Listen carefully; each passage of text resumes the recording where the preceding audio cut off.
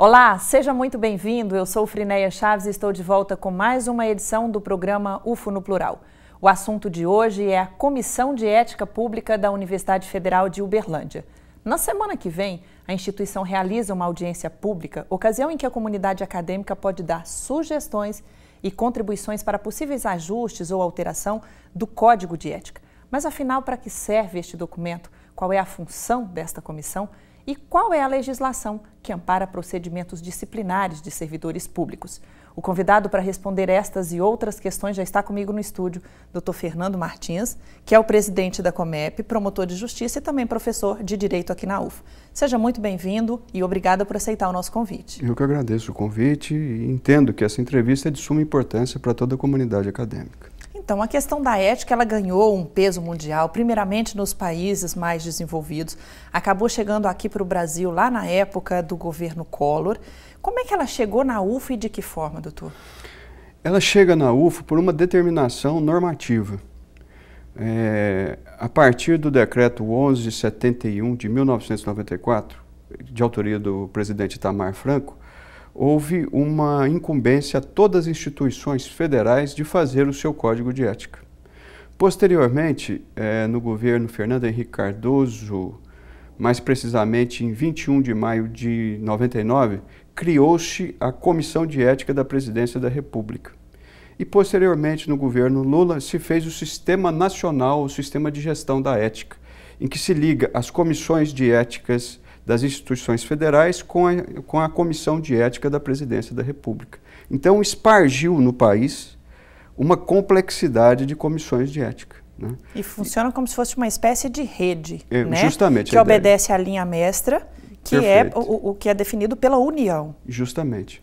Então, essa pergunta sua é muito pertinente, porque leva a gente a entender o seguinte: eu tenho um código de ética dos servidores civis da União, e, posteriormente, o Código de Ética da Presidência da República. Mas com uma obrigatoriedade de todas as instituições federais comporem as suas comissões e fazer os seus códigos específicos. Porque, veja bem, a universidade ela tem um escopo, ela tem uma finalidade que é diferente, por exemplo, de outras instituições federais. Públicas, outras instituições. Tem instituições federais que não são de ensino, que são somente de pesquisa, por exemplo. Então, a universidade precisava fazer o seu código de ética. Outras universidades estão também no mesmo processo que a UFO agora está passando. Hoje nós estamos no seguinte pé, confeccionando o código, Justamente. Formulando as normas e as diretrizes que serão o cerne das decisões. Perfeito, é isso. O que aconteceu? A Comep se reuniu, nós temos mais ou menos um ano já de trabalho, um trabalho inédito na Universidade Federal de Uberlândia, e já realizamos o nosso regimento interno, que foi aprovado juridicamente pelo reitor. O reitor ele só aprova no aspecto jurídico, e foi o que ele fez, ele aprovou através da sua procuradoria. E insistiu que a própria Comep fizesse um anteprojeto de Código de Ética da universidade. Esse está pronto. Esse está pronto. E esse será levado para a audiência. Justamente. Aliás, ele já está sob consulta pública desde ontem. Né? Quem entrar no site da universidade já pode abrir o Código de Ética, ler e apresentar sua sugestão. Evidentemente, nós vamos ficar uns 30 dias com essa possibilidade de sugestão da comunidade acadêmica e depois a Comep vai reunir novamente para ver quais as propostas são pertinentes e que se adequam ao anteprojeto. O anteprojeto ele se baseia na experiência de outras universidades da Europa e universidades do Brasil, né? As pioneiras como a USP, a Unesp, né? Que tem o seu código de ética. Né? E ele é importante porque aqui ele busca legitimar o maior produto que a universidade tem. Nós pensamos que o maior patrimônio, o mal avisado, pensa que o maior patrimônio que a universidade tem seja os bens materiais, os campos, o imobilizado, justamente essas construções que não acabam, né? O hospital. Né? E na realidade não é isso. O maior patrimônio que a universidade tem é a sua produção científica. De conhecimento científico. De conhecimento. Aliás, todos nós aqui estamos engajados nisso. Lógico que a universidade presta um trabalho maravilhoso na área de extensão, como no hospital, por exemplo. Aliás, é uma obrigação, né? E ela presta bem esse serviço. No entanto, né, a sua parte interna é justamente a pesquisa. Então, esse código vai legitimar. Por exemplo, o Código de Ética veda o plágio e autoplágio. Ou seja, o professor cientista, o pesquisador, ele tem um dever, e esse dever é um dever de abstenção, no caso, que ele não pode copiar a pesquisa já realizada, ele tem a obrigatoriedade de citar as fontes por qual ele passou, e ele não pode se autoplagiar. No Brasil, tem um malveso do autoplágio. A pessoa escreve uma tese e, a partir dessa tese, ele escreve 2, 3, 4 outras teses, copiando ele mesmo. Ele começa lá na pós, depois ele vai para o doutorado, para o pós-doc e com aquela mesma tese, aquele mesmo assunto. Isso, então, não pode? Isso não pode, é o autoplágio. Ele tem que reciclar o seu estudo, ele tem que aprimorar, né? Dos outras obrigações que o Código de Ética coloca, especialmente para o professor, é justamente essa, de aprimoramento do seu conhecimento científico. Né? Quer dizer, avançar além daquilo que foi o início da pesquisa. Justamente, ele não pode ser aquele professor que está parado no tempo, com a mesma linha. E ganhando novas titulações, mais verba por mais dinheiro, salário melhor. Justamente, então, e o Código de Ética ele inova, porque é o seguinte, no início da apresentação você foi muito feliz, porque você falou assim das condutas das normas disciplinares. A rigor, nós temos sim, você está corretíssima. No plano do direito administrativo, nós temos a Lei 812, que trata dos deveres dos servidores públicos, nós temos a Lei de Improbidade Administrativa, 8429, temos agora que saiu da improbidade administrativa da pessoa jurídica. Tudo isso para o quê? Para trazer a conduta moral ou de moralidade administrativa do servidor e dos dirigentes, dos agentes políticos. Pois bem, o que a ética tem a ver com isso? Ela soma no controle da administração pública. É um quê a mais. O quê a mais, né? Nós vamos falar desse quê no próximo bloco. Perfeito. UFO no Plural vai para um rápido intervalo, não saia daí, nós voltamos em instantes.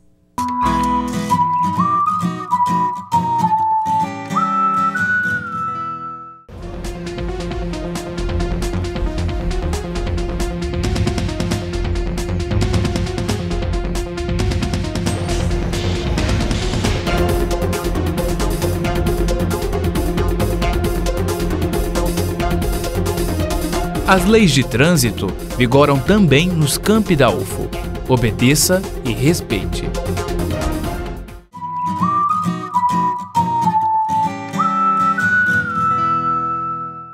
UFO no Plural está de volta, hoje destacando o papel da Comissão de Ética Pública da Universidade Federal de Uberlândia. O nosso entrevistado é o Dr. Fernando Martins. No bloco anterior, a gente prometeu explicar para o telespectador o que é ética pública. É uma coisa complexa, né, doutor? Sim, parece que é uma situação que não tem uma explicação fácil, mas a gente pode tentar trazer alguns exemplos que demonstrem a eficiência ou um conceito que descreve o que seria a ética. Se a gente pensar que a moral ela faz parte de regras de conduta da sociedade, faz mesmo. A moral, ela nos indica a forma de, às vezes, trajar, de se comportar socialmente. A ética é um plus da moral. Ela seria a polícia da moral. A pessoa pode agir moralmente, mas de forma antiética. Quer dizer, ela pode agir de acordo com os costumes, mas aquele costume não está honesto de um ponto de vista ético. Né? Eu fico imaginando quem é convidado para compor essa comissão. Porque é preciso ter um potencial de discernimento e é preciso ter domínio de uma sabedoria extra, porque eu não vou avaliar aquilo que é ilegal e nem aquilo que é imoral. Como fazer isso? E aproveitando, o senhor já pode explicar como é que são feitas as escolhas de quem compõe a comissão. A escolha quem faz é o reitor. Não é nenhum conselho, isso se parte dele. A comissão que aqui que está presente, que está levando à frente os trabalhos, os membros, aliás, da comissão que estão levando à frente os trabalhos da Comep, foram escolhidos na gestão anterior e foram ratificados pela atual gestão. né? Essa troca certamente em algum momento pode prejudicar. Eu não quero fulano, ele pode trocar, né? Sim, é evidente que ele pode fazê-lo, mas para fazer tem que ter uma modificação. Né? E tem que ter aprovação do consumo ou não? Não, é autonomia do reitor. Mas aí, para agir dessa forma, o reitor tem que ter até um indicativo que o próprio membro da comissão de ética não está agindo correspondendo eticamente, como deveria. Né? Então, a escolha, evidentemente, se partiu dos atributos de cada um dos membros da comissão de ética. São todos servidores? Somos 2 docentes, no meu caso eu, que sou professor da FADIR, sou também promotor de justiça. Penso que a escolha recaiu porque eu tenho obra publicada nesse sentido. Né? E tem muito a contribuir, seja muito bem-vindo, muita responsabilidade, boa sorte. Sempre, sempre. De outro lado, nós temos uma professora da FACIP, a professora Aldaleia, que também é doutora, né? O campo dela é o campo da matemática, e nós temos uma servidora que é a IBS. Os suplentes nós temos um professor da filosofia, o professor Leonardo. O suplente do servidor é o Adailton, que dirige a COPSIA, competentíssimo no serviço dele, na lida dele diária. E a gente tem a assessora jurídica, Débora, não vamos nos esquecer, porque ela pode ficar brava conosco. E nós temos a secretária também, que é a Ieda da FADIR. E pensar do ponto de vista de analisar as denúncias, como é que funciona isso? É simples. A denúncia ela pode chegar tanto de forma anônima como de forma espontânea, a pessoa declarando o que aconteceu. O que a Comep tem feito e já realizou diversas vezes foi audiência coletiva de todos os interessados e com as testemunhas designadas. Existem casos, por exemplo, que são casos, vou te dizer, de menor potencial e que isso não vai levar a uma situação de sancionamento. Basta a gente chamar a pessoa ali e demonstrar para ela que o caminho que ela está seguindo não é um caminho correto. Então, veja bem, enquanto os dispositivos dos servidores administrativamente levam a determinadas sanções, inclusive até a exoneração, a demissão, pagamento de multa, as sanções da comissão de ética não são nesse viés, são diferentes. As sanções eu não vou perder o emprego porque faltei com a ética. Não, mas eu posso sofrer uma pena? Você pode sofrer 2, uma advertência e uma pena de censura, que isso vai constar nos seus dados funcionais. É evidente que ninguém quer isso, porque se trata de uma admoestação. Né? E é uma linha tão tênue, porque eu fico imaginando um professor que denigre a imagem do outro, ou um professor que persegue o aluno. Né? Olha só como é difícil analisar casos dessa natureza. A Comep, ela pode fazer acordos e ela pode aplicar pena ou ela depende de mais alguém para fazer isso? Não, não depende. Para aplicar as penas que são da comissão de ética, ela pode aplicar livremente. Agora, você falou num ponto interessante. Há uma previsão de um ajustamento de conduta da comissão de ética com aquele que está sendo processado. Então, há a possibilidade de fazer um ajuste em que aquela pessoa vá realizar algumas condutas para que o nome dela não conste nos assentos funcionais como uma pessoa que sofreu uma admoestação. Né? Então, há essa possibilidade. Nós temos alguns casos já assim que são relevantes e nós estamos levando à apuração já. Né? Problemas de relacionamento entre docentes com discentes. Né? Com alunos, subordinado com chefe. Justamente, recebemos já diversas representações por parte de alunos em face de professores. Né? Veja bem, como eu disse, o maior produto que nós temos é o produto de qualidade científica. Né? Mas nós temos um cuidado especial também com o aluno. Né? Nós temos que proteger o aluno, proteger o servidor, especialmente os professores, isso incumbe a eles. Justamente para quê? Porque a comissão de ética, ela tem um viés, e a ética tem um viés de promoção da pessoa humana. É esse o nosso grande papel, promover a pessoa humana. Agora, um detalhe importante, os alunos também estão adstritos ao Código de Ética. Alunos, docentes, técnicos. E as fundações e os terceirizados? Tranquilamente, tanto as fundações como os terceirizados. É uma proteção extra, né? Se a gente, né? Justamente, porque é o seguinte, eu não posso entender a universidade intramuros. Eu tenho que entender os efeitos da universidade ao longo da sociedade. Né? Como ela tem relacionamentos contratuais que são fora da universidade, né? Então eu tenho também que exigir que os terceiros que contratam com a universidade respeitem as regras basilares da Universidade Federal. Antes de encerrar esse bloco, eu gostaria que o senhor explicasse. Se cai na Comep o caso de uma denúncia de um aluno, por exemplo, ou de um docente que é parente de algum dos membros da comissão, mesmo assim eles vão continuar naquela análise? Não, o membro da comissão de ética ele é obrigado a alegar o seu impedimento nesse caso. Ah, ele fala, estou impedido por isso, conheço o caso, conheço o aluno, é meu parente. Justamente, ele está obrigado, ele não tem, veja bem, é tão grave isso que demonstra que ele não tem que ser instado a sair, ele tem que sair de ofício, é diferente. Embora não seja uma peça, um instrumento, acaba sendo do judiciário, né? A gente hoje vê denúncias reclamações mesmo. O processo no judiciário é muito moroso. O que fazer aqui dentro com a comissão de ética para a gente não cair na realidade hoje do judiciário? Não é o mesmo acervo, não é o mesmo volume de trabalho. Né? Logicamente que ainda, como a comissão está começando, ela não tem a infraestrutura que deveria ter. E volumes também de denúncias. Mas nós já temos algumas coisas já interessantes e que exigem um conteúdo preparado dos membros da comissão de ética, porque a gravidade da denúncia chama a atenção. O nosso bate-papo continua daqui a pouco com perguntas da população. Perfeito. UFO no Plural vai para mais um intervalo. Continue ligado, o nosso bate-papo continua já já.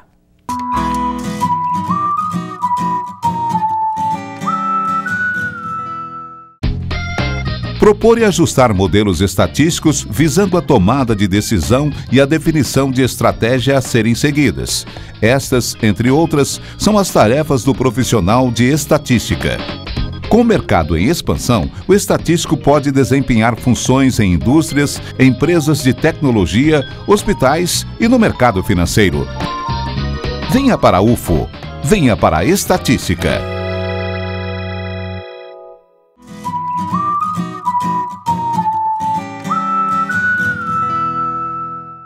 De volta com o terceiro e último bloco do programa UFO no Plural. O assunto de hoje é a Comissão de Ética Pública da Universidade Federal de Uberlândia. Comigo, o Dr. Fernando Martins. Vamos abrir esse bloco com perguntas?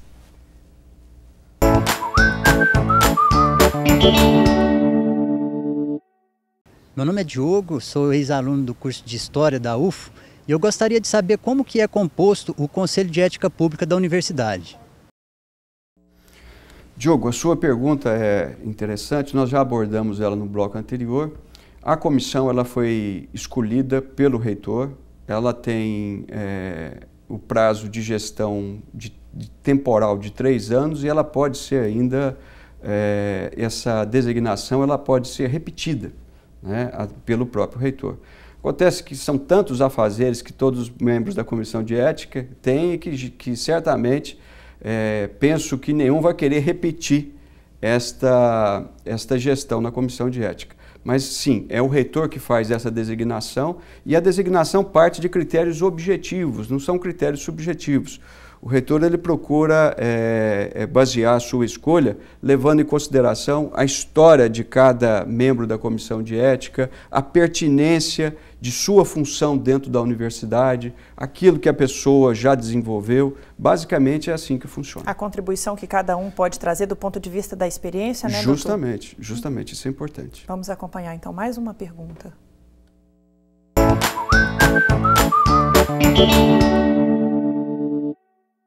Meu nome é Carlos Henrique de Paulo, sou funcionário da Universidade Federal de Uberlândia, trabalho dentro da PROEX, Diretoria de Cultura, e eu gostaria de saber qual que é o princípio da moralidade.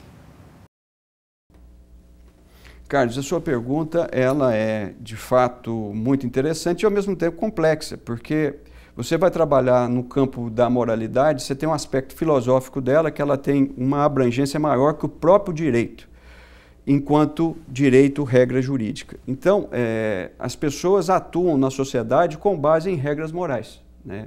Regras de trato social, regras religiosas, né? A ideia de pecado, ou a ideia do que é certo, o que é desonesto, o que é injusto. Ao passo que o direito ele traz regras mais específicas. O campo da moral não quer dizer a mesma coisa da moralidade administrativa, que é princípio da administração pública, conforme o artigo 37, caput da Constituição Federal. Esse princípio da moralidade administrativa já é regra jurídica, já é princípio mesmo que está assentado no nosso sistema jurídico. Enquanto a moral é um círculo concêntrico maior que o direito e está além do direito porque ele não se trata de norma jurídica. A Compep, doutor, a lei de responsabilidade fiscal contribui ou não? A sua pergunta é boa, Frinei, e eu vou avançar para a gente tornar mais clara a função de um código de ética. Você imagina o seguinte, como que eu poderia trabalhar com o princípio da moralidade administrativa, que é mais ou menos o seguinte, o servidor público deve agir com honestidade. Isso é muito amplo. Né? Cada um carrega consigo mais ou menos um conceito de honestidade. Peculiar para cada um. Peculiar. Então, como que nós melhoramos esse conceito de honestidade? Através do Código de Ética. E aplica isso no coletivo. E aplica isso no coletivo. Então, o Código de Ética não deixa de ser uma pista para a aplicação do princípio da moralidade administrativa. Agora, respondendo basicamente a sua pergunta, a Lei de Responsabilidade Fiscal. Eu posso trabalhar no direito das finanças, dentro da Constituição Federal, com duas perspectivas. Como recolher, isso é o direito tributário, e como distribuir, que é a Lei de Responsabilidade Fiscal. Eu só posso distribuir de acordo com o orçamento. A Universidade Federal de Uberlândia atua muito de acordo com a Lei de Responsabilidade Fiscal, mas ela só, Fundação Universidade Federal de Uberlândia. O que nós precisamos colocar são as fundações de apoio atuando também de acordo com a Lei de Responsabilidade Fiscal, para evitar débitos monstruosos que nós conhecemos. Como é o caso hoje do HC, que a população Justamente. conhece. Do HC não, da FAEPO, corrigindo. Né? Nessa situação, aí eu aproveito a sua pergunta para dizer isso, basicamente, que isso não é um problema de agora, é um problema histórico da FAEPO, né? Por quê? Porque ela não tem uma previsibilidade de aplicação da Lei de Responsabilidade Fiscal na sua base. Por mais que ela gaste com necessidade, salvando vidas. Aí é outra questão, né? Mas se tivesse a Lei de Responsabilidade Fiscal... Não gastaria além. Não gastaria além. Aí vem o Código de Ética, agora a proposta, o anteprojeto, referendado inclusive pela reitoria, que nós estamos colocando à disposição da comunidade universitária, que trata também das fundações de apoio. Que bom. Vamos acompanhar aqui mais uma pergunta.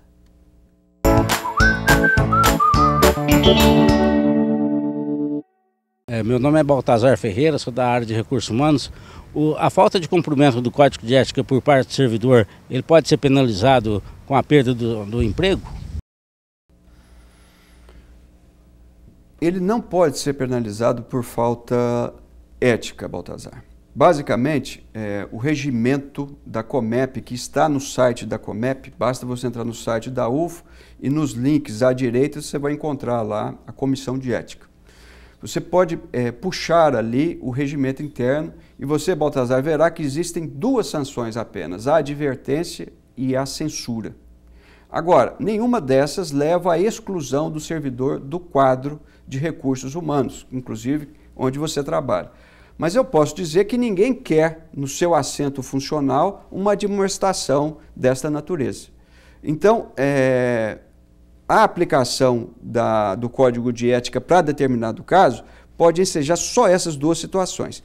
Mas como também nós já dissemos no bloco anterior, é possível que a Comissão de Ética realize junto com aquele que eventualmente descumpriu alguns dos seus cânones um termo de ajustamento de conduta justamente para apagar aquela falta ética. Geralmente, esta é a conduta que nós temos. Daí seria em parceria com a COPCIA? Não, independente da COPCIA. A COPCIA vai apurar os desvios funcionais nos termos da Lei 8.112. Sim. E nós no Código de Ética. Com independência. Com independência. Só que há muita interação entre nós. Trabalhamos muito. Em parceria. A rigor, esse é o pensamento das duas gestões, tanto a anterior como a atual. E eu aproveito esse momento para dizer, a universidade, ela não precisa de órgãos externos para dizer o que ela tem que fazer. Ela pode criá-los. Ela pode criá-los. Então, nós temos que resolver os nossos próprios problemas. Então, a criação dessa comissão e a formulação agora desse código, que é o documento CERN, significa uma credibilidade maior para a UFO, até numa época em que muita gente se questiona. A corrupção aumentou ou a transparência aumentou? É uma ocasião muito bem-vinda, né? Nossa, muito bem-vinda nesse momento em que você muito bem disse de crise da democracia.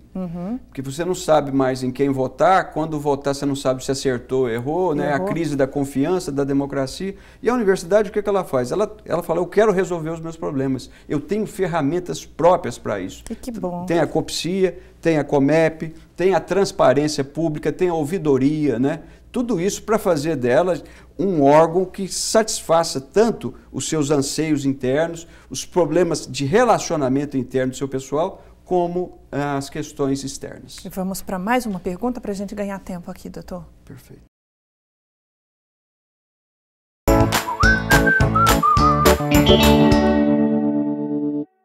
Olá, eu sou o Marcos Sartori, curso Economia na UFO. Gostaria de saber se o Código de Ética pode ser aplicado aos trabalhos dos pesquisadores. Marcos, essencialmente vai se aplicar aos pesquisadores. A rigor, a preocupação do Código de Ética é a rigidez da pesquisa. Há uma necessidade de legitimarmos a pesquisa científica que a UFO faz. E, como eu disse anteriormente, o maior patrimônio da instituição. Né? Então, a nossa preocupação é, primeiro, explorar o conhecimento a fim de que tentemos chegar a uma verdadeira excelência científica. Esse é o primeiro ponto. O segundo ponto, distribuir e transmitir esse conhecimento científico que foi pesquisado. O terceiro princípio, a liberdade de pesquisa, isso é muito importante. Nós precisamos, para que tenhamos uma pesquisa rígida, precisamos que ela não sofra nenhuma interferência política. Mas o melhor da pesquisa é que essa pesquisa, ela promova a pessoa e promova a solidariedade. Então, o Código de Ética, ele tem muito a ver com os direitos humanos, com os direitos fundamentais e com os direitos da personalidade. Abrimos este programa falando que a COMEP tem um convite, uma audiência pública. Vamos falar rapidamente disso antes do programa encerrar, doutor? Sim, será dia 14 de abril. Nós estamos trazendo 2 membros da Comissão de Ética da Presidência da República, né? O Américo Lacombe e a Maria Lúcia Fatorelli. Eles vão fazer abordagem a respeito da Comissão de Ética e dos valores éticos que a União Federal trabalha. Vamos contar com a presença do reitor, fazendo a abertura dos trabalhos inaugurais, e depois a COMEP, através de seus membros, vai conversar com todas as pessoas que estão presentes ali, e, inclusive, naquele momento também, retirar delas as sugestões. Já serão coletadas ali as contribuições para a formulação do código. Justamente. 19 horas no 3Q, aqui no Santa Mônica. Aqui no Santa Mônica. Está feito o convite, então. Muito obrigada pela sua participação. Foi muito bom conversar com você. Tá, eu que agradeço, Frinéia. Obrigada também a você que está em casa, de forma muito especial, pela companhia. Lembrando, se você quiser rever esta edição, ela será reexibida no próximo sábado, aqui pela TV Universitária, às 2 da tarde. A partir de amanhã, ela estará disponível também no canal do YouTube. O nosso próximo encontro é na semana que vem. Aproveite bem o seu tempo, um grande abraço e até lá.